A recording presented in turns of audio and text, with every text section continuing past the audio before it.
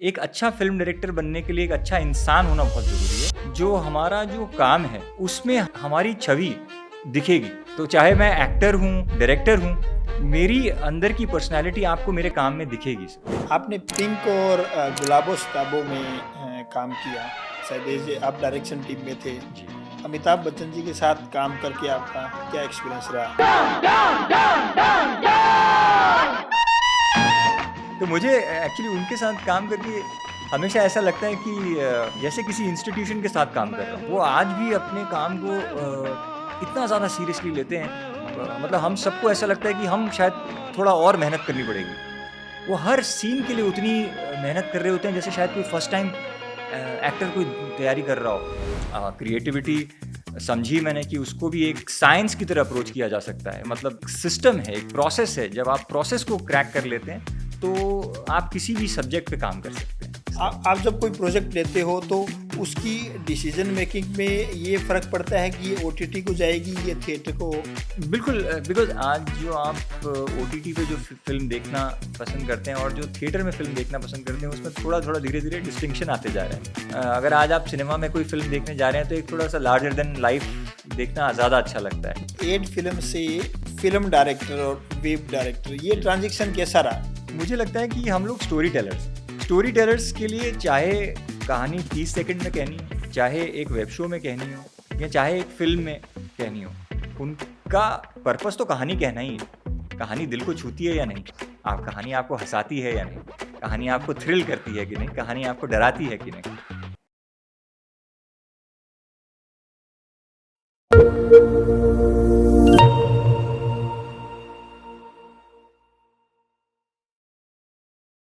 नमस्कार साथियों, मैं Sunil Sihag, UX talk show में आपका स्वागत है। आज हमारे साथ एक खास मेहमान है, एक विजनरी फिल्म डायरेक्टर जिन्होंने एड विज्ञापन से अपना करियर स्टार्ट किया और आज क्रिटिकली एक्लेम्ड और फिल्मों और वेब सीरीज़ तक उनकी ये क्रिएटिव जर्नी पहुंची है। उनकी कहानी कहने की कला ने भारतीय सिनेमा में एक नई सोच और ताजगी लाई है। उनकी कहानी में एक सच्चाई और गहराई झलकती है जो दर्शकों को बांधे रखती है। स्वागत है प्रशांत बागिया जी। Thank you. कैसे हो आप? Very good and I hope I can share some interesting insights. Definitely. कुछ इंटरेस्टिंग बातें शेयर कर सकें। तो सर, अ, आपको डायरेक्टर बनने की प्रेरणा कहाँ से मिली? अ, मैं आई थिंक कॉलेज से पास आउट हुआ था एंड मुझे फ़िल्में देखने का बड़ा शौक था। तो मतलब इतना बड़ा शौक था कि मुझे याद है कि मैं अकेला उस समय टाउन में फ़िल्में लगती थी, इंग्लिश फ़िल्में ख़ासकर। एक फ़िल्म रिलीज़ हुई थी ब्यूटीफुल माइंड। तो मैं ऑल द वे फ्रॉम तब उस समय मैं जो है सबर्ब्स में रहता था, तो अकेला मैं वीटी स्टेशन गया, वहाँ पे स्टर्लिंग थिएटर में जाके मैंने वो पिक्चर देखी और मुझे इतनी अच्छी लगी वो पिक्चर। खैर पहले तो मैंने खुद ही पॉपकॉर्न लिए, समोसे लिए, खुद रोया भी फ़िल्म के साथ। फिर घर आके मुझे उस फ़िल्म ने इतना प्रभावित किया कि मैंने उस फ़िल्म का पूरा स्क्रीन प्ले लिखा बहुत बढ़िया। और उसके बाद ये चेक करने के लिए कि मैंने सही स्क्रीन प्ले लिखा कि नहीं लिखा, मैंने एक उनकी डीवीडी खरीदी और वापस प्ले करके ये चेक किया कि स्क्रीन प्ले कैसे है। पॉइंट बीइंग उस फ़िल्म से मुझे काफ़ी मैं प्रभावित हुआ और somewhere I felt like telling my own stories to the world and of course मेरा खुद का भी जो है कंप्यूटर ग्राफिक्स और एडिटिंग का बैकग्राउंड रहा है। बहुत बढ़िया। तो मैंने कहा कि direction will be the next step to what I was doing और उस हिसाब से फिर मैंने फ़िल्म तो डायरेक्शन क्या की। एज रही होगी उस समय आपकी प्रशांत जी? करीब 21-22 साल। अच्छा, यंग एज में थे तो जी। वो आपको इंडस्ट्री में पहला ब्रेक कब और कैसे मिला और किसने दिया? जी, जी। सबसे पहले तो आई थिंक ये खुद में एक इंटरेस्टिंग था कि जब मैं करियर स्टार्ट कर रहा था तो मेरे फैमिली में कोई फ़िल्म लाइन से नहीं है। तो फैमिली में मेरे जो फैमिली फ्रेंड्स थे, वो थोड़े कंसर्न्ड थे रिलेटिव्स कि यार फ़िल्म लाइन में आप कैसे सर्वाइव करोगे? मेरे फादर कंसर्न्ड थे बिकॉज़ वो रेलवे ऑफ़िसर थे। तो उन्हें उन्हें भी सवाल था कि मैं कैसे इस इंडस्ट्री में मुझे नौकरी मिलेगी या कैसे भी कुछ भी काम करूँगा। तो मैंने ना एक उस समय मुझे याद है मैंने फ़िल्म डायरेक्शन का एक प्राइवेट अकेडमी से कोर्स भी किया था और मैंने एक लिस्ट ऑफ डायरेक्टर्स बनाई थी, जो उस समय के जैसे हर कोई करता है एक। कौन-कौन थे उस लिस्ट ऑफ डायरेक्टर में? उसमें काफ़ी अच्छे नाम थे जिनको मैं आज भी I I find them as my inspiration. जैसे कि आशुतोष गवारिकर जी हैं, संजय लीला भंसाली जी हैं, तो ऐसे काफ़ी लंबी चौड़ी लिस्ट थी। और मेरे ख्याल से अगले मतलब कुछ 8 या 10 महीने से मैं हर ऑफ़िस में जाके अपना, जैसे हर कोई करता है, हाँ, अपना रेज़्यूमे ड्रॉप करना, और ये एक मेरी रोज़ की एक्सरसाइज़ होती थी। तो मुझे याद है कि 10 महीने बीत चुके थे, and it was a rainy day, very dramatic, बहुत ही हाँ। ड्रामेटिक था। और मेरे फ़ादर ने कहा, "यार कैसी चल रही है तुम्हारी स्ट्रगल? कहीं नौकरी मिली कि नहीं इस फ़िल्म लाइन में?" तो बिकॉज़ वो चाहते थे कि मैं थोड़ा एमबीए करूँ और उस तरीके से आगे बढ़ूँ कॉर्पोरेट लाइन में, ट्रेडिशनल पेरेंट ट्रेडिशनल। माइंडसेट। तो मैंने उनसे कहा कि नहीं, नहीं पापा, मैं सही सही हूँ, और I think I will figure out my way. बोलते नहीं, नहीं, वो तो मैं समझ गया आप जो कह रहे हो। आप ये बताइए कि आपने जो अपनी एक लिस्ट बनाई थी डायरेक्टर्स की, उसमें से किन-किन से मिले हो? तो मैं कहा कि मैं उनसे मिला, ये मिला, वो मिला, पर उनके ऑफ़िस गया, वहाँ पे मैंने ये दिया। उन्होंने कहा कि मेरा सवाल तुमने ठीक से नहीं सुना। किस-किस डायरेक्टर से तुम पर्सनली मिले हो? तो मैंने कहा कि पापा, ये बड़ा मुश्किल होता है इनसे मिलना, ये बड़े बिज़ी होते हैं। So that is he said कि बेटा, जब तुम 8-10 महीने में मिल भी नहीं सके हो, तो नौकरी क्या मिलेगी तुम्हें? तो आप यकीन नहीं करेंगे कि उसी रात को मैं जो है अपनी एक, उस समय मेरी टू व्हीलर होती थी, और मैं टू व्हीलर लेके एक पर्टिकुलर डायरेक्टर के रेज़िडेंस पे पहुँच गया, और वहाँ जाके मैंने एक्चुअली सिक्योरिटी गार्ड से कहा कि मुझे सर को टेप्स देनी है। और मैं पूरी रात वहाँ खड़ा रहा, जब तक रात के 11-12 जितने बजे, और हाँ, वो सर आए फिर। और जब वो आए तो ही वाज़ वेरी, उन्होंने पहले तो एक्नॉलेज किया मुझे, और वो समझ गए कि कोई एक पैशनेट है। स्ट्रगलर है जो। तो उस समय उन्होंने मुझसे, मैंने एक फ़िल्म बनाई थी अपनी अकेडमी में, short film, as a director. उन्होंने मुझसे वो ली और मुझे कहा कि मैं पूरी कोशिश करूँगा। तो आई थिंक मेरे फ़ादर का जो सवाल था, उसका जवाब मुझे एक मिल गया, ट्रिगर था, फादर ने एक तरह से इनकरेज किया था आपको। एनकरेज किया था। और वो, उसको मैंने चैलेंज की तरह लिया कि पापा की बात तो सही है कि अगर मैं मिला ही नहीं हूँ किसी से, तो नौकरी क्या मिलेगी? पर उस रात को फिर जाके मैंने उनसे कहा कि पापा, मैं आपके उस सवाल का जवाब मिल गया मुझे। तो लोग फ़िल्म इंडस्ट्री में आते हैं प्रसाद जी, तो जी, सबसे पहले उनकी दिल में एक इच्छा होती है कि हम हीरो बने। जी। आप तो मुंबई में रहते थे, गुड लुकिंग है, तो आपने हीरो बनने के बजाय डायरेक्टर बनने का क्यों सोचा? एक्चुअली मैंने कभी कैमरा के सामने आने का सोचा ही नहीं। मुझे हमेशा अंदर से, बचपन में भी मैं कहानियाँ सुनाना मुझे बड़ा अच्छा लगता था। मतलब मुझे स्कूल में वो जो होता है ना, स्टोरी रिसाइटेशन, ओके। तो उसमें मुझे प्राइज़ भी मिला है स्कूल में, और मुझे बड़ा मज़ा आता है कहानियाँ कहना, कहानियाँ लिखना, कहानियाँ सोचना। और मैं अपने आप को बहुत ब्लेस्ड समझता हूँ कि मुझे ये अपॉर्च्युनिटी मिली कि जो चीज़ मुझे बहुत पसंद है, मैं वो कर भी पा रहा हूँ आज। तो शुरू से ही क्लैरिटी थी कि आपको क्या करना है, जी। कुछ आर्ट फील्ड में जाना है, यही जी, जी। मन में था जी, आपके? बिल्कुल, बिल्कुल। क्रिएटिव फ़ील्ड में जाना है, स्टोरीज़ कहनी है, बनानी है, और ये थोड़ा डिफ़िकल्ट भी है, थोड़ा चैलेंजिंग भी है फ़िल्म इंडस्ट्री में उस तरीके से काम कर पाना। I think thanks to God. Shoojit Sircar जैसे दिग्गज फिल्म मेकरों के साथ काम करना, लगभग आपने 14-15 साल काम किया है, उन्होंने एक तरह से आपको एक मेंटोरशिप दी है। कैसा रहा ये एक्सपीरियंस? उस मेंटोरशिप ने कैसे आपके करियर को शेप किया? बहुत बड़ा इम्पैक्ट रहा उनका मेरे जीवन पे। शुजीत सर को मैं अपना गुरु मानता हूँ, और ना सिर्फ़ फ़िल्म मेकिंग के हिसाब से, पर इवन ज़िंदगी के हिसाब से। जब आप किसी के साथ जीवन के हुँ, 14-15 साल साथ रहते हैं, तो आप उनसे सिर्फ़ प्रोफ़ेशन के बारे में ही आप नहीं, ना सिर्फ़ वही नहीं सीखते हैं, आप बहुत कुछ और भी सीखते हैं। उनसे मैंने सबसे बड़ी बात तो ये सीखी कि एक अच्छा फ़िल्म डायरेक्टर बनने के लिए एक अच्छा इंसान होना बहुत ज़रूरी है। बहुत बढ़िया, सही है। क्योंकि जो हमारा जो काम है, उसमें हमारी छवि दिखेगी।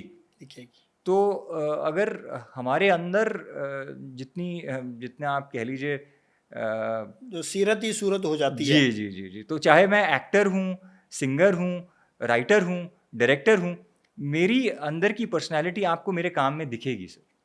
तो ये मैंने उनसे सीखा। ऑफ़ कोर्स टेक्निकल नॉलेज भी बहुत मिला मुझे उनसे। Eight film making is a very skilled job. Creativity समझी मैंने कि उसको भी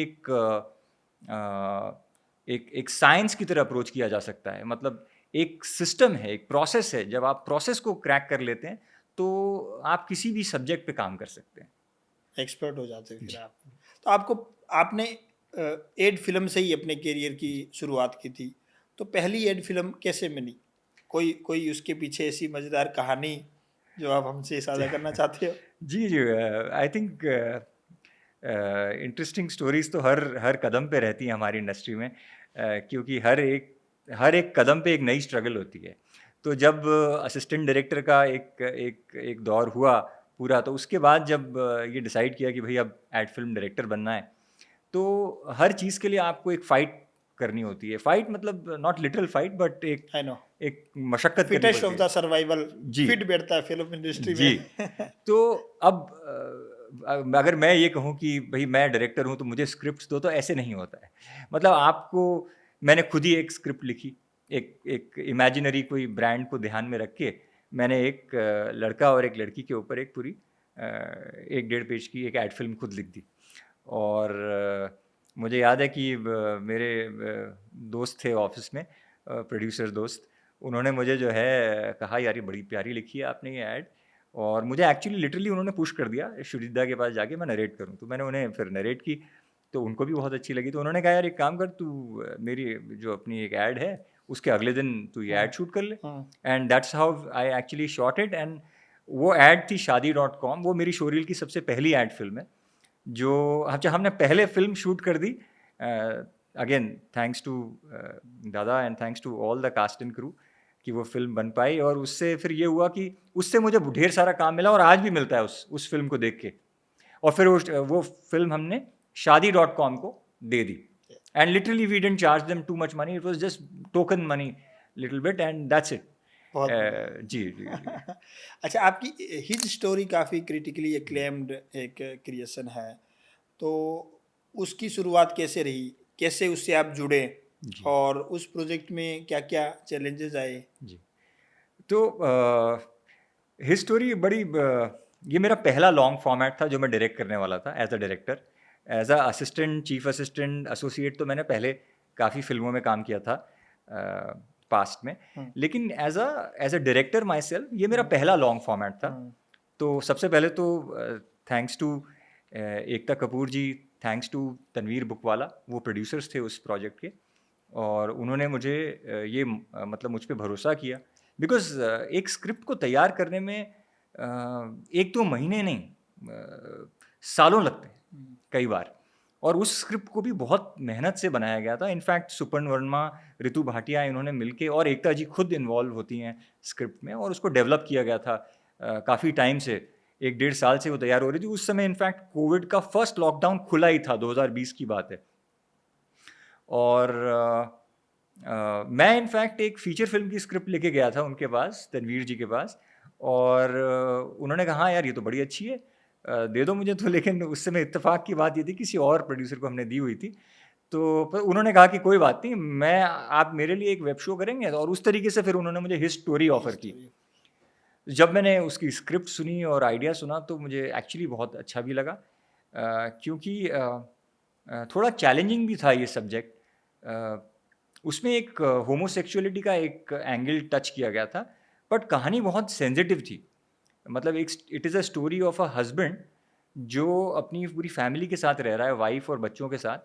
लेकिन आज वो he is coming out today, और coming out today in the open that he is actually also, I mean he is a homosexual. तो एंड तो इसमें खूबसूरती ये लगी मुझे कि सोसाइटी में कितने प्रेशर्स होते हैं इस पर्टिकुलर कैटेगरी के, because it is not easy to accept and tell your parents और टेल योर फ्रेंड्स और tell, it is there are too many pressures.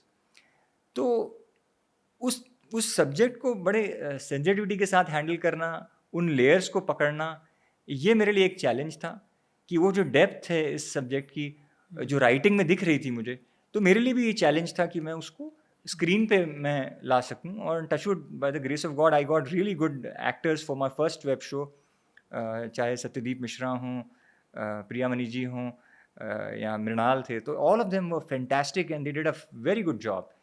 And touchwood उस शो की बहुत तारीफ़ हुई, सबको बहुत अच्छा लगा। जी, आपका बदतमीज गिल, जी, जिसमें वरुण सोबती और जी, रिद्धि डोगरा मेन कास्ट थे, काफ़ी लोगों को पसंद आया। जी। उस फिल्म में काफ़ी चैलेंजेस भी, जहाँ तक मेरे को जानकारी है, आप लोगों ने फेस किए। तो क्या चैलेंजेस आए उसकी, उस बदतमीज दिल की कहानी बनने के पीछे की कहानी क्या है? बिल्कुल सही कहा आपने कि एक्चुअली टू बी ऑनेस्ट मुझे लगता है कि हर प्रोजेक्ट के पीछे ना एक कहानी छुपी होती है, वो बनी कैसे कहानी और वो कहानी बड़ी इंटरेस्टिंग होती है। हम्म, तो उसी तरीके से बदतमीज़ दिल के कुछ अलग चैलेंजेस थे, जो इनफैक्ट वो ये थे कि how do we marry the commerce with the art? What I am trying to say is अब वो सब्जेक्ट सैंक्शन हो गया था और नॉर्मल जैसे प्रोसीजर होता है कि एक सर्टेन बजट पे ऑलरेडी अप्रूव्ड थे कुछ 3-4 शोज़, बट हर प्रोजेक्ट का एक अलग रिक्वायरमेंट होता है। बदतमीज़ दिल की जो स्क्रिप्ट थी उसमें लिखा हुआ ही यूके एंड लंदन था and okay. Indians living in UK. तो अब जब उसको बजट्स बनाए गए और तैयारी शुरू की गई तो इट लुक्ड लाइक कि यार ये तो बन ही नहीं पाएगा शो बिकॉज़ कॉस्ट्स इतनी ऊपर जा रही थी कि वो फिर मतलब मुमकिन नहीं हो पा रहा था। तो a point came wherein we almost thought कि इसको कैसे किया जाए? क्या पूरी कहानी को शिफ्ट करके अर्बन सिटी कर दी जाए या फिर कहीं और ले जाएँ? But then I told my producers कि मुझे लगता है कि इस कहानी की जो फ्रेशनेस है, वो यही है कि इंडियंस लिविंग अब्रॉड और वहाँ कैसे उनका प्यार होता है और तो वो बैकड्रॉप बड़ा इम्पोर्टेंट था मुझे लगा। तो फिर हम मतलब मैंने और हमारी पूरी टीम ने मिलके जो है एक एक ऐसा सॉल्यूशन ढूँढने का ट्राई किया जिसमें हमने आधा वेब शो सर्बिया में शूट किया ओके। और आधा बॉम्बे में शूट किया और इस तरीके से शूट करने की कोशिश की कि थोड़ा सीमलेस लगे एंड टचवुड बजट कंस्ट्रेंट में रह के। बजट बजट में भी बन सके ताकि मेरा ये हमेशा मानना रहता है कि प्रोजेक्ट इस तरीके से बनाया जाए कि सबका मतलब फ़ायदा हो, प्रॉफ़िट हो और कहानी क्रिएटिवली जितनी बेहतर तरीके से की कही जा सके, वो भी हो। तो it should be a balance of creativity and commerce I feel. Commerce. तो जैसे फिल्म की बात करते हैं तो क्रिएटिविटी और बजट। जी, तो जब बजट कंस्ट्रेंट आ जाते हैं, या तो फिल्म ओवर बजट हो रही है या ऑलरेडी बजट कंस्ट्रेंट है, जैसे आपने बोला कि यूके में शूट करना था, जी। उतना बजट नहीं है, तो क्या ये आपकी क्रिएटिविटी को प्रभावित करता है एज ए डायरेक्टर? मैं नहीं एक्चुअली नहीं मानता। इनफैक्ट मैं ये मानता हूँ कि चैलेंजेस तो हमेशा रहेंगे। मेरे को कई अच्छे मतलब बड़े लेवल के प्रोड्यूसर्स, डायरेक्टर्स जब भी हम बैठ के बात करते हैं तो आज तक कभी किसी ने नहीं कहा कि यार मेरे पास बहुत ज़्यादा बजट है।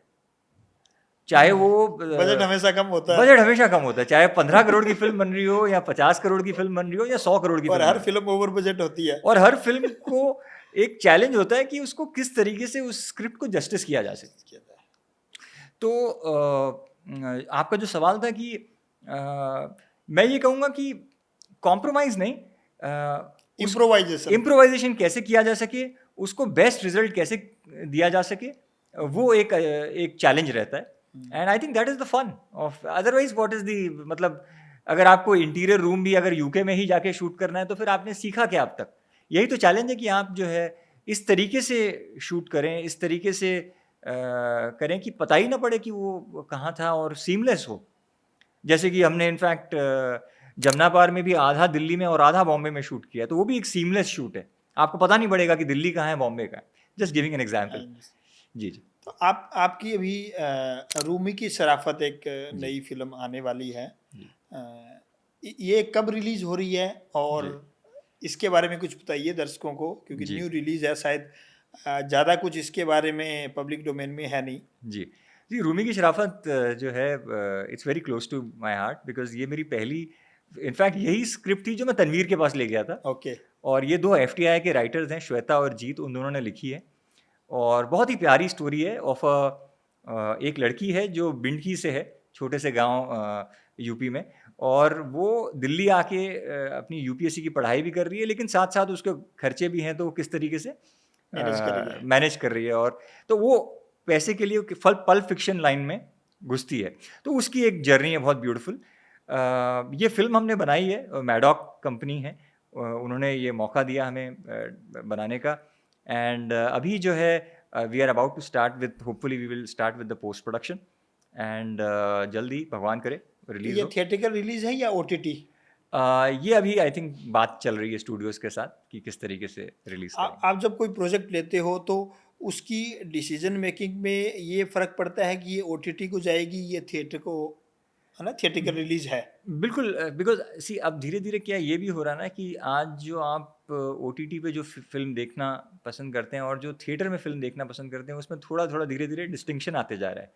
तो देयर इज़ डेफ़िनिटली अगर आज आप सिनेमा में कोई फ़िल्म देखने जा रहे हैं, तो एक थोड़ा-सा लार्जर देन लाइफ़ देखना ज़्यादा अच्छा लगता है। बड़ा पर्दा होता है तो बड़ा बड़ा पर्दा दिखे। होता है, तो थोड़ा-सा एक और ये भी हो रहा है कि कंटेंट इतना ज़्यादा आ रहा है, flood of contents. Flood of content है, तो ओटीटी पे आप ऑलरेडी काफ़ी कंटेंट देख रहे हैं and specially slice of life या फिर इवन अदर तो जब आप सिनेमा में जा रहे हैं तो डेफिनेटली एक उम्मीद रहती है कि थोड़ा-सा लार्जर देन लाइफ हो। तो अभी क्या लगता है इंडियन सिनेमा में किसका फ्यूचर ब्राइट है, ओटीटी और थिएटर? मुझे लगता है दोनों का ही ब्राइट है। जेन्युइनली मुझे ऐसा लगता है। जैसा कि मैं अभी कह रहा था कि cinema would definitely mean going for something bigger, something more which can justify the canvas. और ओटीटी भी खुद में एक बड़ा एक इंटरेस्टिंग मीडियम है। इनफैक्ट थैंक्स टू ओटीटी मुझे एक्चुअली ब्रेक वहाँ से मिली लॉन्ग फॉर्मेट में, तो मैं तो हमेशा ग्रेटफुल रहूँगा ओटीटी प्लेटफॉर्म्स का। और but I think OTT platform से एक चीज़ अच्छी ये हुई कि जो टेलीविज़न नहीं दे पा रहा था ऑडियंस को, मतलब और डेफिनेटली एक अच्छा कंटेंट दे रहा था टेलीविज़न, लेकिन एक और नीश बन गया था जो एक रिक्वायरमेंट थी, लेकिन वो आ नहीं पा रहा था, चाहे वो थिएटर हो या टेलीविज़न हो। तो ये जो एक प्लेटफॉर्म आया, इसने खुद ने एक नीश ऑडियंस को एक ऐसी चीज़ दी जिसका वो वेट कर रहे थे, मुझे ऐसा लगता है। और इंडी फिल्म मेकर्स को भी काफ़ी प्रमोट किया ओटीटी ने, क्योंकि उनको अपॉर्चुनिटीज मिली कि एब्सोल्युटली उनका कंटेंट कहीं ना कहीं रिलीज हो जाएगा, चला जाएगा। एब्सोल्युटली आप ये मानिए, अगर जैसे T20 इज़ फॉर क्रिकेट, तो OTT is for film makers. Makers. क्योंकि प्लेटफॉर्म ज़्यादा हो गए तो रिक्वायरमेंट ज़्यादा हो गई, ज़्यादा राइटर्स की ज़रूरत पड़ी, ज़्यादा डायरेक्टर्स की ज़रूरत पड़ी, सारे टेक्नीशियन, सारे एक्टर्स को अच्छा काम मिला और अच्छा काम था, जो आज भी अच्छा हो रहा है। जमुना पार के पीछे की क्या स्टोरी है? जमुना पार की जब मैंने पहली बार नरेशन सुना था, so there were two lovely writers, Gaurav Arora and Jasmeet. दोनों ने जिस तरीके से नरेट किया, और पहला एपिसोड उन्होंने नरेट किया था मुझे with with the metro as the सूत्रधार, तो मुझे बड़ा मज़ा आया सुन के। And I think it was a fantastic team. Sudhir Sharma ji, Seema ji, Dhananjay, I think they are all fantastic producers, and of course a very good backing from the Amazon MX team. उस समय Amazon मिनी टीवी होती थी, but very good backing. And उसमें मुझे लगा कि I wanted to treat it slice of life, यानी बहुत रियलिस्टिक ट्रीट करना चाहता था, जो मैंने कोशिश भी की है। But at the same time I wanted to उसका कैनवस बड़ा करना चाहता था, जो कि कोशिश again we try to do that, and hopefully अच्छा लगा, जब ऑडियंस को भी अच्छा लगा। एंड जी, आपकी फिसड्डी काफ़ी विजुअली स्टनिंग फिल्म मानी जाती है। उसका क्रिएशन आपने कैसे किया? उसको आपने अपने बाकी प्रोजेक्ट से थोड़ा सा हाँ डिफरेंट बनाया है। जी, जी, बिल्कुल सही सही पहचाना आपने। जब मैं मतलब फिसड्डी जो वेब शो है, उसके ऊपर हम लोग जब काम कर रहे थे, तो उसकी जो लोकेशन है वो है इलाहाबाद, यानी प्रयागराज। और जब मैं रेकीवीक करके आया और जब मैं वहाँ की लोकेशन पिक्चर्स देख रहा था, तो मैंने कहा कि इस वेब शो को थोड़ा सा वाइब्रेंट और कलरफुल करना चाहता था मैं, और वो उस मोटिव के साथ उसको मैंने अप्रोच किया। ऑफ कोर्स उसके अंदर एक बहुत प्यारी कहानी भी है, बिकॉज़ हमने वो जो कहानी जो है उन्होंने दुर्गेश जी ने लिखी है, दुर्गेश सिंह जिन्होंने तो उन्होंने इंस्पिरेशन ली है प्रेमचंद जी की बड़े भाई साहब कहानी से। तो ये फिसड्डी जो है उसमें बहुत प्यारी दो भाइयों की एक कहानी है, जो प्रयागराज में एक हॉस्टल में साथ में पढ़ते हैं, और एक बहन भी है उनकी।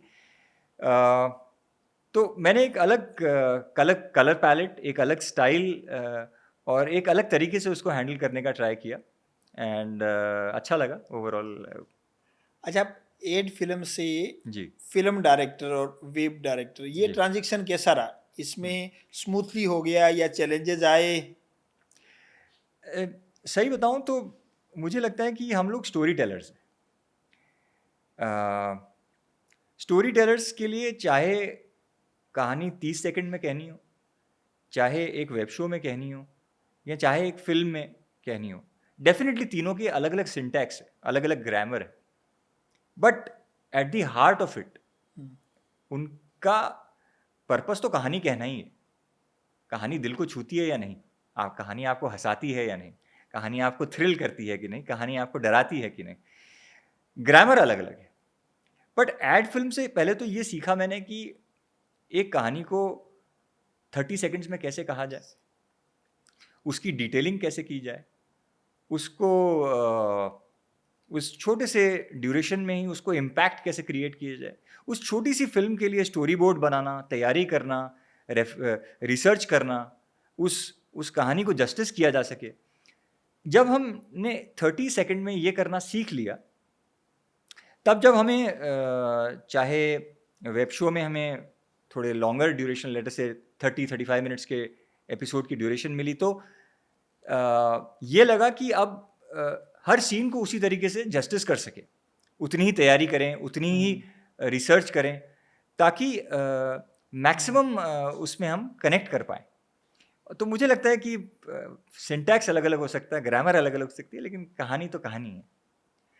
आपने पिंक और गुलाबो सिताबों में काम किया, शायद एज आप डायरेक्शन टीम में थे। जी। तो अमिताभ बच्चन जी के साथ काम करके आपका क्या एक्सपीरियंस रहा? मतलब इतने बड़े दिग्गज कलाकार के साथ जी। आपको दो दो बार काम करने का मौका मिला। जी, जी, जी। इनफैक्ट मैंने उनके साथ और भी एड्स पे भी काम किया है, जैसे गुजरात टूरिज़्म। तो मुझे एक्चुअली उनके साथ काम करके हमेशा ऐसा लगता है कि जैसे किसी इंस्टीट्यूशन के साथ काम कर रहा हूँ और वो आज भी अपने काम को इतना ज़्यादा सीरियसली लेते हैं कि मतलब हम सबको ऐसा लगता है कि हम शायद थोड़ा और मेहनत करनी पड़ेगी। बिकॉज़ वो इतनी मेहनत कर रहे होते हैं अपने सुबह-सुबह टाइम टू टाइम पहुँच जाएँगे, अपनी तैयारी करते रहेंगे और अपने डायलॉग्स उनको एकदम पूरी तरीके से तैयारी के साथ आते हैं। अपने कैरेक्टर में रहते हैं। तो बहुत कुछ सीखने को मिलता है उनसे कि you never take your things for granted. आज वो जिस मकाम पे हैं, शायद वो कोई भी शायद थोड़ा रिलैक्स हो सकता है, पर मैंने उनको कभी ऐसा देखा ही नहीं कि वो थोड़े रिलैक्स्ड हो या वो हर सीन के लिए उतनी मेहनत कर रहे होते हैं जैसे शायद कोई फर्स्ट टाइम एक्टर कोई तैयारी कर रहा हो। और पूरी मतलब जोश के साथ रिहर्सल करेंगे अपने को एक्टर्स के साथ, बार-बार रिहर्सल करेंगे ताकि मिस्टेक ना हो। चाहे पहले तो ख़ैर फ़िल्म कैमरा होते थे तो फ़िल्म की मतलब एक वो रहती थी कि यार फ़िल्म स्टॉक ज़्यादा वेस्ट ना हो। अब डिजिटल कैमरा, लेकिन फिर भी उन्होंने अपनी स्टाइल नहीं चेंज की, वो रिहर्सल टाइम फ़िल्म तो उतना ही है, टाइम तो सेट उतना पे ही है। उतना ही 12 घंटे की जी, शिफ्ट है, टाइम तो उतना ही है। टाइम उतना ही है। तो फिर भी वो जो है अपने जो है 4 रिहर्सल कर लेंगे, टेक कोशिश करेंगे कि 1 या 2 में ही कम पूरा से हो कम जाए। में हो तो जाए। उनसे सीखने को बहुत कुछ मिला, बहुत कुछ। आपने इतनी फिल्में डायरेक्ट किया, सबसे ज़्यादा मज़ा किसके साथ आया? स्पेसिफिक कि हाँ, कुछ नहीं कहना, स्मूथली या जो आप कह रहे हैं उससे ज़्यादा ही, क्योंकि अब जैसे आपने बोला कि सुजीत सरकार जी बोलते हैं कि एक अच्छा कलाकार होने से पहले आपको एक अच्छा इंसान होना चाहिए, जी, है ना? इसी तरह मेरा मानना है कि एक अच्छा कलाकार अगर इंटेलिजेंट हो, तो वो डायरेक्टर की स्टोरी टेलिंग की क्या डिमांड है उसको समझ जाता जी। है ना? तो ऐसा कोई आप रेफ़रेंस देना चाहोगे? जो आपका जो सवाल है कि कौन-सा प्रोजेक्ट में बहुत मज़ा आया, तो मुझे क्या होता है कि एज़ फ़िल्म मेकर्स हमको हर प्रोजेक्ट में ऑनेस्टली बहुत मज़ा ही आता है। नेचुरल। क्योंकि जब भी उस स्क्रिप्ट को हम अंजाम देते हैं और उसको अच्छे से शूट कर लेते हैं, तो एक बड़ा अच्छा ग्रैटिफ़िकेशन मिलता है कि पहले तो हमने जो लिख के आया था उसको हाँ, हमने पहुँचा पाए। फिर चाहे वो कई बार क्लाइमेट और लोकेशन बड़ी अच्छी भी होती हैं, जो बड़ी कंड्यूसिव होती हैं शूट करने के लिए, लेकिन कई बार बहुत चैलेंजिंग भी होते हैं। जैसे बदतमीज़ दिल हम शूट कर रहे थे, तो सर्बिया में वो जो ब्रिज का सीन है, वहाँ पे उस समय इतनी ज़्यादा ठंड पड़ रही थी कि पूरा का पूरा क्रू जो है वो थरथरा रहा था मतलब, और एक्टर्स भी इनफैक्ट दे वर शिवरिंग। तो इतना शिवर कर रहे थे कि सब लोग बस वेट कर रहे थे कि डायरेक्टर जो हैं कैसे पैकअप बोल रहे हैं। और इनफैक्ट मुझे आके 2-3 लोगों ने कहा भी कि ज़रा प्लीज़ पैकअप बोल लीजिए, आज थोड़ा ठंड कितनी है। तो और मुझे इतना पता था कि ये जो अपॉर्चुनिटी आज मिली है, हम इतने बढ़िया लैंडमार्क लोकेशन पे खड़े थे उस समय वहाँ के मेन आयरन ब्रिज पे। तो मैंने कहा कि यार ये अपॉर्चुनिटी तो बहुत मुश्किल से अरेंज हुई है।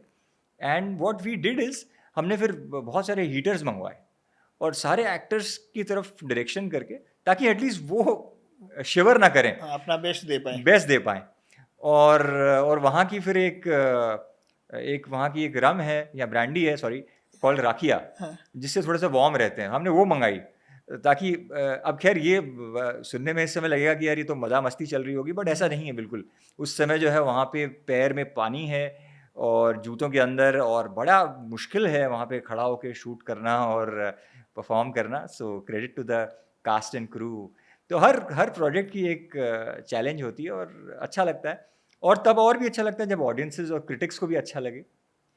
हर डायरेक्टर की एक स्टाइल होती है। जी। कुछ डायरेक्टर ऑथोरिटेटिव होते हैं, जी। कुछ कोऑपरेटिव, हम्म, कि डायरेक्टर साहब आगे सब अलर्ट हो जाते हैं, हम्म। है ना? आपका क्या स्टाइल है? तो मैं ये मानता हूँ कि स्टाइल से ज़्यादा ना इंसान की रिस्पेक्ट होनी चाहिए। मतलब अगर मुझे कोई कहे कि मैं मतलब अगर डायरेक्टर हूँ और सेट पे आया हूँ तो सब सपोज खड़े हो जाएं, तो बिल्कुल मुझे ऐसे नहीं चाहिए। और ऑन दी कॉन्ट्ररी, अगर कोई ना भी आए मेरे पास, लेकिन उसके पास वहीं पे बैठे बैठे ही अगर उसके अंदर मेरे प्रति कोई रिस्पेक्ट आ रही है, तो मुझे लगता है वो मेरे लिए प्राइसलेस है, पहली बात।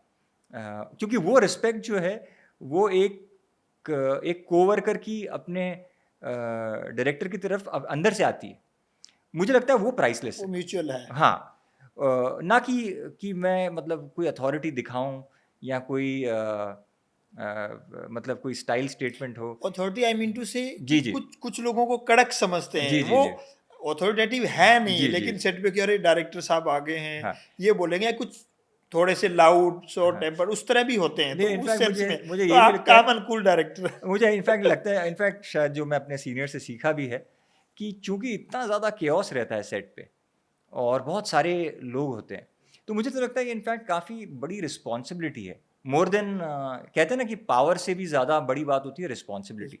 पावर कम्स विद जी रिस्पॉन्सिबिलिटी।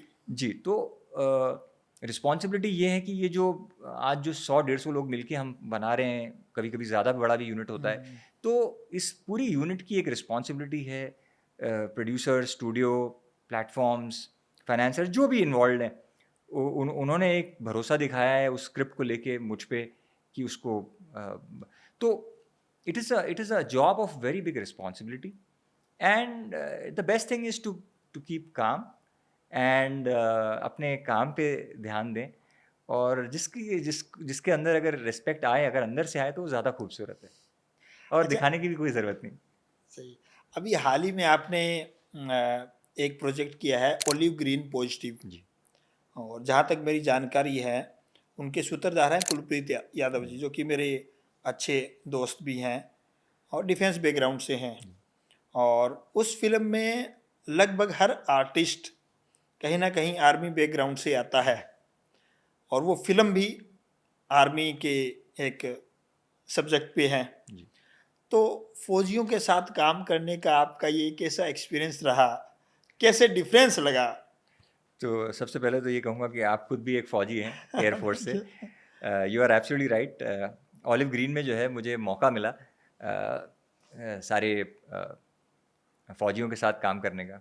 कुलप्रीत यादव जी खुद भी रिटायर्ड नेवल कमांडेंट हैं, और साथ में हमने वहाँ पे कर्नल राजीव भारवान के साथ किया, मेजर रुद्रशीष के साथ किया, कर्नल एंडी एंडी कर कुलप्रीत जी के भाई जी जी साथ जी। में। तो सारे आप बिल्कुल सही कह रहे हैं, और वहाँ पे फिर बाकी जो उनकी एकेडमी भी थी शायद, अकेडमी के जो कर्नल साहब की, उनके। मिलिट्री मिलिट्री सब एस्पिरेंट्स हैं, सब डिफेंस के। तो बहुत सबसे पहले तो मेरे लिए एक नया एक्सपीरियंस रहा, और बहुत कुछ सीखा भी मैंने। मतलब उन सब ने भी, they were very graceful and kind, and they said कि they learned a lot from me, but to be honest मुझे लगा कि मैंने भी उनसे बहुत कुछ सीखा। मुझे ऐसा लगा कि जैसे उन सब ने इस प्रोजेक्ट को, ऑलिव ग्रीन को, एक मिशन की तरह लिया। जैसे वो मिशन पे जाते हैं और हर काम को शिद्दत से करना, एक प्रोसेस की तरह करना, एक डिसिप्लिन के साथ करना। अगर किसी ने 5:35 कहा है तो 5:35 पे आपको खड़ा हुआ मिलेगा वहाँ पे। छोटी छोटी बातें मैंने देखी कि सीखने लायक है, और बहुत मज़ा आया उन सब के साथ काम करके। In fact one of my unique experiences, और इनफैक्ट अब तो ऐसा लगता है कि और भी काम करेंगे उनके साथ। तो हालांकि हमने we started it as a experimental film, but Doordarshan का एक प्रसार भारती का एक नया चैनल लॉन्च हुआ है, वेव्स। अब ये उस पे आ रहा है। बहुत बढ़िया। उनको भी बहुत अच्छा लगा। बहुत रिलीवेंट भी होगा कि फौजियों की फिल्म है, जी फौजियों ने बनाई है, जी और प्रसार भारती वेव्स पे आ रहा है, तो जी मैक्सिमम लोगों को वो देखने को भी मिलेगी। जी बिल्कुल। इनफैक्ट ये स्टोरी भी बड़ी इंटरेस्टिंग है, क्योंकि जो रियल जो जो कहानी है, और जो कर्नल भारवान की जो रियल स्टोरी है, वो खुद भी जो है उनके है एकेडमी में स्टूडेंट्स को इंस्पायर करते हैं फौज की तरफ, देश के प्रति। और उनके खुद का जो जज्बा है सिखाने का, वो बहुत ही प्योर है। तो ये बहुत ही कई बार ऐसा कम होता है कि मतलब जो स्क्रिप्ट में जो कैरेक्टर लिखा है वो रियल लाइफ में वही कैरेक्टर हो। तो ये एक वो रेयर है, क्योंकि कहानी, जो हमारी कहानी है, उसमें भी जो किरदार है कर्नल भारवान का, क्या वो बेसिक भाव है स्टोरी का? बेसिक भाव यही है कि अपने जो देश में चाहे आतंकवाद हो, या हर चीज़ का एक ही आंसर है, और वो है फ़ौज। और हम जिस तरीके से फ़ौज को, अगर हम फ़ौज के मतलब उनके रास्ते में रुकावट ना लाके अगर हम उनका साथ दें, तो बहुत बहुत बेहतर होगा। और देश के प्रति जो है जज्बा है, इस शॉर्ट फिल्म में, वो किस तरीके से कर्नल भारवान का जो कैरेक्टर है, वो किस तरीके से वो उसमें जो है एक आतंकवादी के बेटे को, जो कि एक बार्बर शॉप में, वो किस तरीके से उसको इंस्पायर करते हैं, गाइड ये करते एक हैं। वन लाइन है। बहुत बहुत बढ़िया। जी जी जी। तो जब मैंने कहानी भी सुनी और जो उसका इंटेंशन है, बड़ा अच्छा लगा। And the entire team came on board इस मकसद के साथ कि इसको अच्छे से बना सकें। बहुत बढ़िया। तो वो अभी आपने एज ए पायलट प्रोजेक्ट किया है जी उसका, शायद जहाँ तक जी मेरे को जी। सुनने में आया है, तो उस पे आगे क्या प्लान है? तो जब हम बना रहे थे तब हमने भी नहीं सोचा था। तब स्टार्टिंग में तो एक शॉर्ट फिल्म थी, बट बनाते बनाते हमें ऐसा लगा कि इसमें बहुत पोटेंशियल है, और इसको फिर हमने एक वेब शो की तरह डेवलप किया है, बहुत बढ़िया। और एक पूरी बाइबल उसकी तैयारी चल रही है। तो उसके बाद फिर हमारा यही इंटेंशन है कि इसको फिर आगे भी ले जाएं। बहुत बढ़िया, हमारी शुभकामनाएं हैं उस शो के थैंक यू। लिए आपको। Thank you. अच्छा, फिल्म के अलावा ऐसा कोई कौन सा आर्ट फॉर्म है जो जी आपको इंस्पायर करता है और आपके फिल्म मेकिंग प्रोसेस को कंट्रीब्यूट भी करता है? जी जी जी। तो सबसे पहले तो मुझे लगता है कि सिनेमा जो है, वो हम्म। खुद में एक इट इज़ अ मिक्सचर, एक मिश्रण है सारे आर्ट फॉर्म्स का, लगभग। हालांकि बहुत सारे हैं। मैं खुद भी जो हूँ, मैंने एमए इन इंग्लिश लिटरेचर किया है। रीज़न उसका ये था कि मुझे वर्ल्ड लिटरेचर पढ़ना था, इंडिया का लिटरेचर पढ़ना था, बाहर का लिटरेचर पढ़ना था। तो मुझे बड़ा अच्छा लगा एक तो ये, अ, और उसके बाद मुझे थोड़ा बहुत लिखना भी अच्छा लगता है। अ, तो आपका जो सवाल है कि और किस-किस आर्ट फॉर्म से मैं प्रभावित हूँ, तो मुझे म्यूज़िक भी बहुत प्रभावित करता है। सही म्यूज़िक जो है इंसान को बिना कुछ कहे, एक छोटे से बच्चे को अगर आप देखें तो वो हिलने लगता है। तो उसमें इतनी पावर है, मतलब उस म्यूज़िक में, कि हम एज़ अ ह्यूमन बीइंग हमको कितना इफ़ेक्ट करता होगा। फिर चाहे आर्किटेक्चर हो, चाहे पेंटिंग्स हों, ये सारे आर्ट फॉर्म मुझे लगता है कहीं न कहीं सिनेमा में आते हैं। And I again I find myself fortunate, खुशनसीब समझता हूँ कि सिनेमा में रह के मैं इन सारे आर्ट आर्ट फॉर्म्स को मैं समझ सका, और बेहतर समझ सका। कुछ को इनकॉर्पोरेट भी कर पाते हैं हम, तो फील वेरी फॉर्चुनेट। अच्छा, डायरेक्टर का जैसे मैंने बोला स्टाइल होता है कि कुछ director editing point of view से अपना क्रिएटिव प्रोसेस स्टार्ट करते हैं, जी whether it is story board और जो भी उनका प्री प्रोडक्शन रहता है, या शूटिंग का रहता है, जी जिसको हम बेसिकली बोलें कि कैमरा कटिंग स्टाइल से। जी कुछ करते हैं कैमरा कवरेज, जी कि ये भी ले लो, ये भी ले लो, ये भी ले जी लो, है ना? आप किसको प्रेफ़रेंस देते हो या ये स्टोरी की डिमांड पे डिपेंड करता है कि किसको किस तरह करना है? जी जी जी। तो देखिए मैं तो एड चूँकि एड फ़िल्म से आया हूँ तो बड़ा स्पेसिफ़िक शूट करना मुझे अच्छा लगता है और उससे ये भी फ़ायदा रहता है कि जितना आप शूट करो उतना यूज़ करो। एक तो सारे क्रू का और सारे यूनिट का टाइम भी सही तरीके से यूटिलाइज़ेशन होता है, रिसोर्सेज़ का भी। तो मतलब मैं थोड़ा ज़्यादा फ़ेवर में नहीं रहता हूँ कि बहुत ज़्यादा कवरेज की जाए और उसमें से काट के थोड़ा-सा बनाया जाए। मुझे लगता है कि जो आपको चाहिए आप वो लीजिए और बी स्पेसिफिक ताकि सबके टाइम का रिस्पेक्ट हो सके और मतलब we should not take the resources for granted. हर किसी का खैर अपना तरीका होता है एंड या अच्छा, कोई कोई स्क्रिप्ट होता है, उस जी पे ऑन सेट इम्प्रोवाइज़ेशन होता है, हम जी सबको पता है। जी डायरेक्टर या आर्टिस्ट उसको इम्प्रोवाइज़ करते हैं। आप बहुत सारे उसको पॉजिटिवली लेते हैं जी अगर वो फ़िल्म के जी बेटरमेंट में है। उसी तरह जब फ़िल्म एडिट में जाती है, जी तो अब यहाँ पे क्या एडिटर को भी वही क्रिएटिव फ्रीडम रहता है, जो स्क्रिप्ट के ऊपर डायरेक्टर को था? या जी वहाँ कॉन्फ्लिक्ट आते हैं कि नहीं ये शॉट रखना है, नहीं ये रखना है, ये रखना है?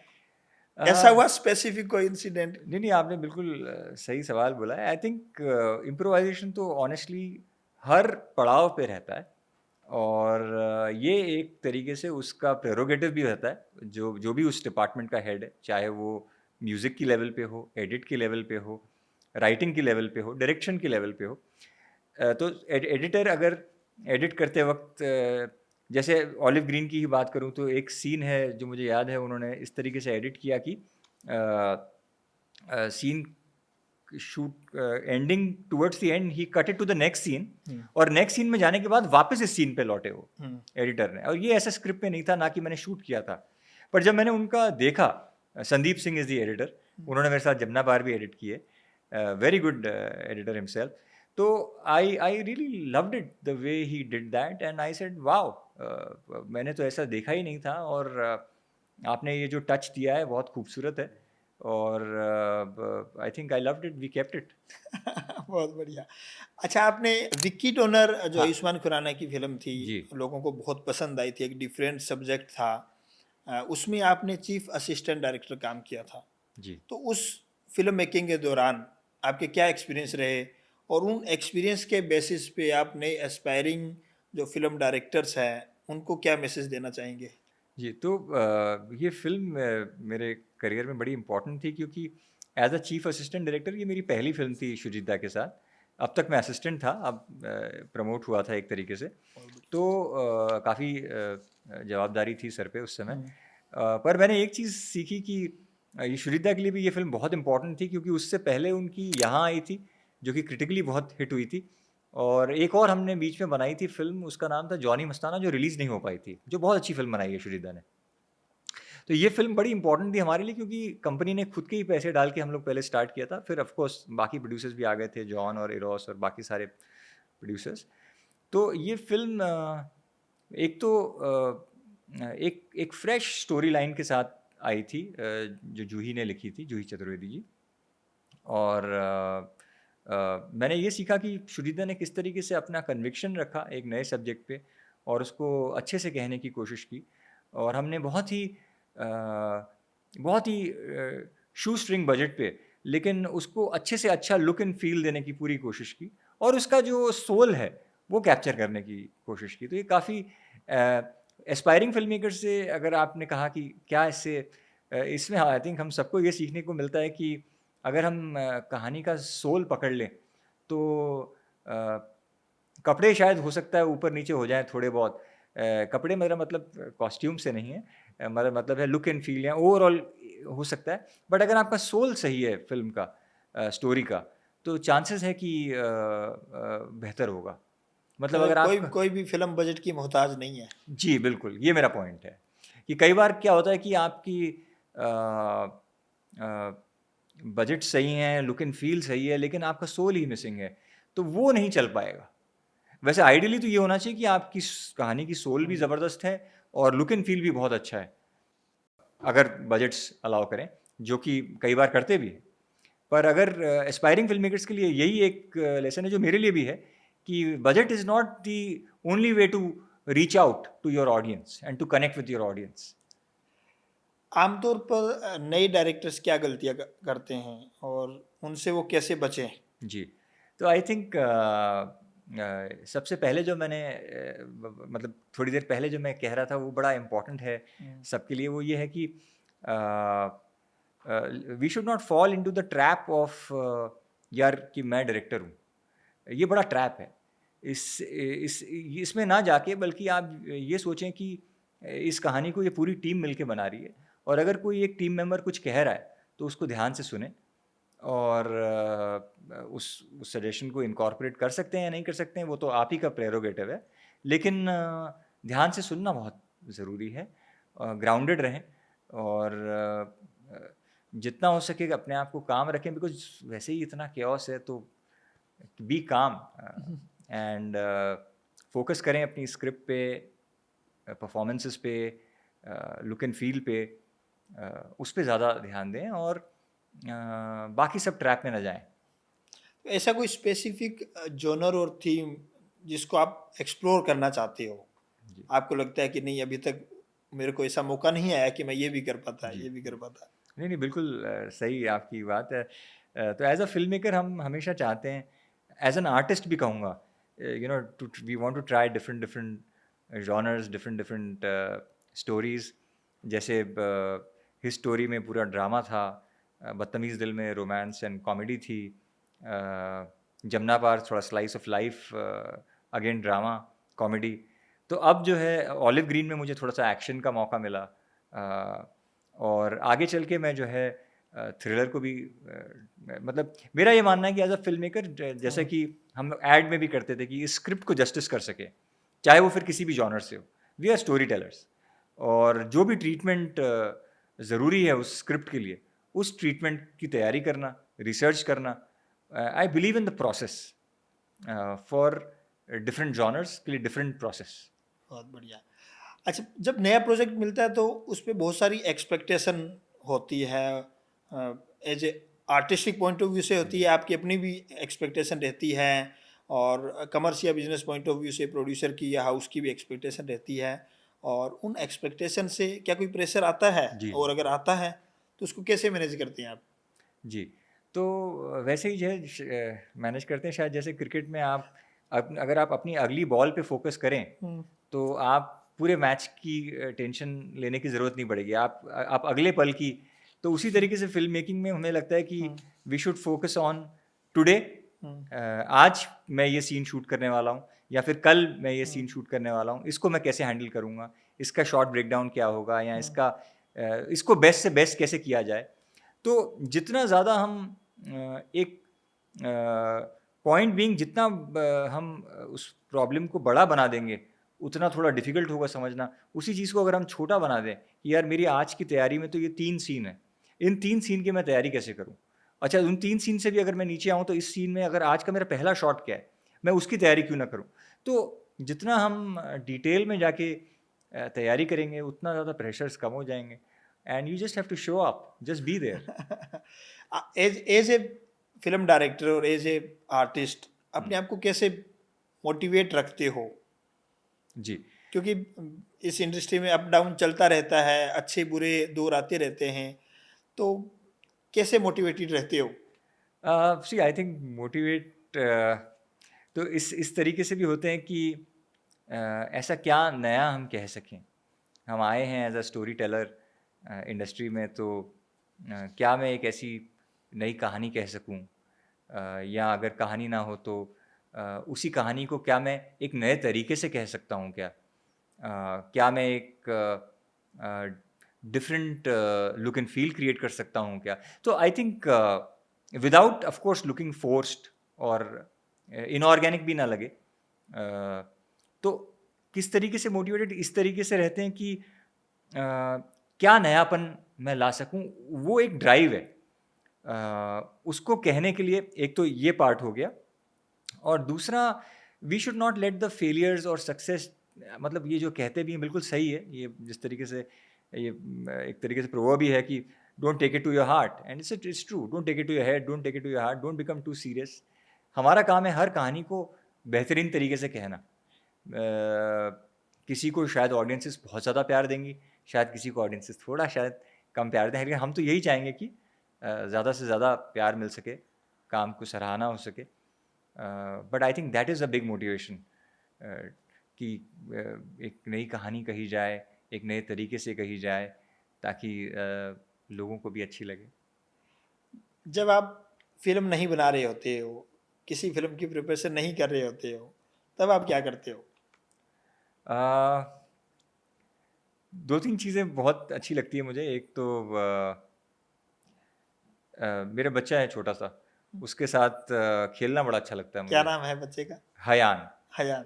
तो वहाँ पे हमारे जो जहाँ हम रहते हैं वहाँ सब छोटे छोटे बच्चे हैं, शाम को खेलते हैं, तो मुझे उनके साथ खेलना बड़ा अच्छा लगता है। या फिर पास में ही बैडमिंटन कोर्ट है, तो वहाँ बैडमिंटन खेलना बड़ा अच्छा लगता है। पढ़ना बहुत अच्छा लगता है आज भी, या कोई अच्छा कंटेंट है उसको देखना अच्छा लगता है। मुझे देख के लगेगा नहीं, लेकिन मुझे खाना खाने का बड़ा शौक है। तो तो ये ये तो अच्छा है, आप कितना भी खाना खाओ और एक्सरसाइज भी नहीं करना, आप जी तो फिट हो।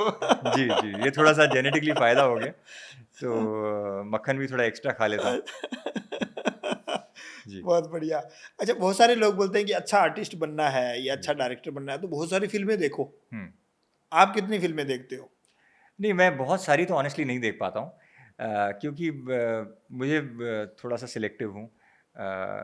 ऐसा नहीं कि सिर्फ़ सक्सेसफुल फ़िल्म या वेब सीरीज़ ही देखनी है, ऐसा बिल्कुल नहीं है। कई बार मैं बहुत रैंडम कंटेंट भी देखता हूँ, लेकिन थोड़ा-सा सिलेक्टिव हूँ, बिकॉज़ जैसा कि मैं पहले भी कह रहा था, it's a flood of content. तो अगर हम सब देखने चले गए तो हम लिखेंगे कब, दिखेंगे। बनाएँगे कब? तो it has to be little selective. हाँ, पर देखना तो बहुत अच्छा लगता है। बहुत बढ़िया प्रशांत जी, आपके साथ बड़ा मज़ा आया थैंक यू। और बहुत अच्छा लगा। आपने बहुत ही इंस्पायरिंग बातें की, आपने बताया फिल्म मेकिंग के अलग-अलग ना पहलुओं को छुआ, तो बहुत ही शानदार रहा। थैंक अपना यू। कुछ फीडबैक है तो बताइए आप। नहीं, नहीं, आई थिंक बहुत अच्छा लगा, मुझे भी बहुत अच्छा लगा, आपके सवाल बहुत अच्छे थे, ताकि आई होप ऑडियंस में किसी को भी थोड़ी-सी भी अगर उससे एक छोटी-सी भी प्रेरणा मिले तो मुझे बहुत अच्छा लगेगा। I will be very happy, and thank you for the interview. Thank you.